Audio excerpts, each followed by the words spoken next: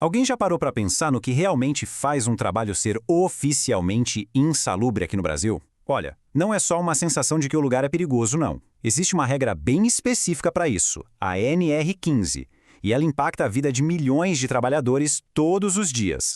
Então, a pergunta que fica é essa: o que a lei diz que de fato torna um trabalho prejudicial à saúde? A resposta, como a gente vai ver, está num conjunto de critérios bem definidos. Vamos começar pelo começo, então. A NR15 é basicamente o manual que o Brasil usa para dizer essa atividade aqui é insalubre. Ela é a base de tudo. Essa norma que estabelece os critérios, o passo a passo legal para identificar e gerenciar os riscos. E o objetivo principal não é só dar um dinheiro a mais para quem está em risco, mas sim, em primeiro lugar, proteger a saúde das pessoas. Ok, mas como essa definição sai do papel e vira realidade no dia a dia? A norma tem um processo bem claro para bater o martelo e dizer se uma condição de trabalho é, de fato, insalubre ou não. E a peça-chave para entender isso é o tal do limite de tolerância. Pensa assim, é a dose máxima de um agente de risco, seja ruído, calor, um produto químico, que uma pessoa pode aguentar durante toda a vida de trabalho sem ficar doente. Se passar desse limite, aí sim a gente tem um problema. E para confirmar isso na prática, são 3 passos essenciais. Primeiro, a atividade tem que estar lá, listada nos anexos da norma. Não pode ser qualquer uma. Segundo, a exposição ao risco tem que passar daquele limite de tolerância que acabamos de ver. E por último, um especialista precisa ir até o local e fazer um laudo técnico para oficializar tudo. E isso nos leva a uma das partes mais conhecidas da NR15, né? A compensação financeira. Se for comprovado que o trabalho é insalubre, o trabalhador tem direito a um pagamento extra no salário.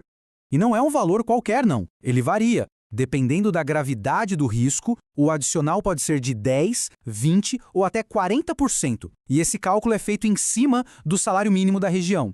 Começando pela base da pirâmide, para os riscos considerados mais leves, o grau mínimo, o adicional é de 10%. É o primeiro degrau dessa compensação. Agora, se o risco sobe para um grau médio, a compensação também sobe junto. O adicional dobra, vai para 20%, já refletindo um perigo um pouco maior. E no topo da escala, para as condições mais perigosas, de grau máximo, o adicional chega no teto de 40%. Essa é a compensação para situações que representam o maior risco à saúde. Agora, olha que detalhe importante. Muita gente se pergunta, e se eu tiver exposto a mais de um risco? Eu somo os adicionais?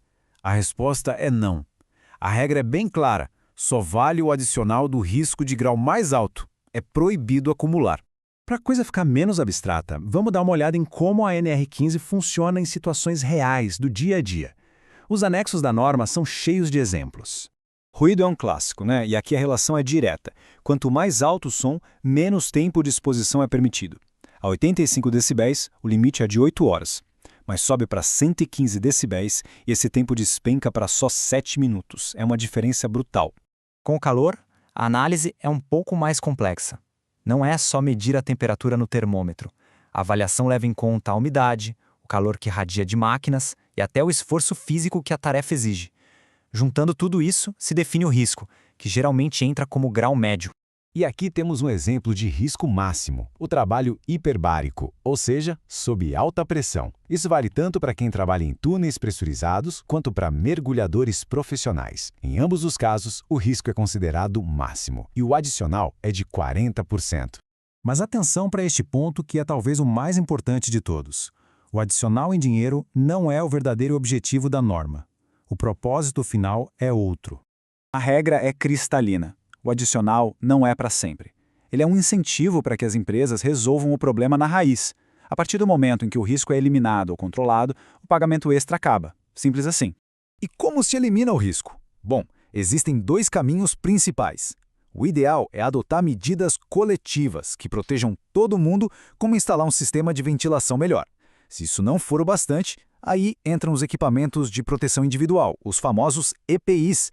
Então, para a gente amarrar tudo, a NR15 usa os limites de tolerância para definir o que é insalubre.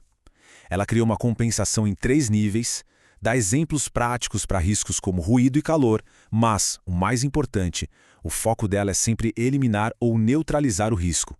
O dinheiro é uma consequência, não a causa. E para a gente fechar, fica uma reflexão.